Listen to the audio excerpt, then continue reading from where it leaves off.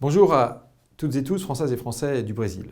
Dès le 21 mai par Internet et le 29 mai à l'urne, vous aurez l'occasion de désigner vos conseillers des Français de l'étranger. Ce sont vos élus de proximité, ils sont un lien précieux entre vous, le Consulat général de France à Rio, les pouvoirs publics, les autorités locales parfois. Bref, ils sont là pour vous représenter, vous faire entendre.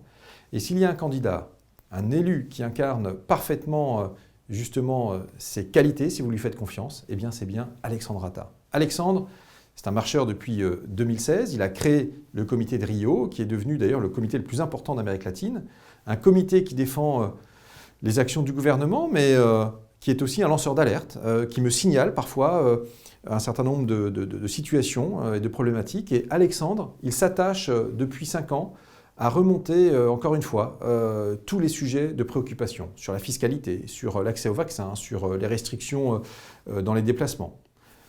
C'est vrai qu'il est très qualifié pour cela. Il habite au Brésil depuis 10 ans. Il est très attaché non seulement à sa vie au Brésil, mais aussi à notre patrie, la France. Il a ses racines dans un village de Lyon que je connais bien, Coulangeron.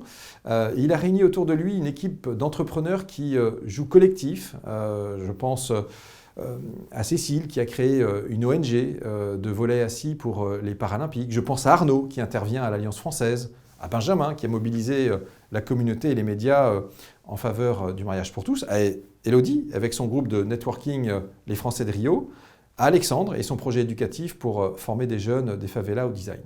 Vous l'avez compris, les colistiers, ils vous ressemblent, ils aspirent à vous rassembler, ils sont issus d'horizons différents, ce sont des tranches de vie différentes, ils sont présents sur l'ensemble du territoire.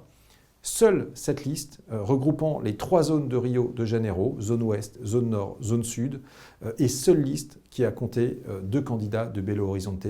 Ils incarnent donc la passion de l'engagement à votre service. Et pour ces raisons, parce que vous aurez besoin d'eux, et moi aussi j'ai besoin d'eux, j'ai besoin d'élus engagés. Je vous invite à voter pour cette liste En Marche pour les Françaises et les Français du Brésil, emmenée par Alexandre Rata, l'ensemble de son équipe.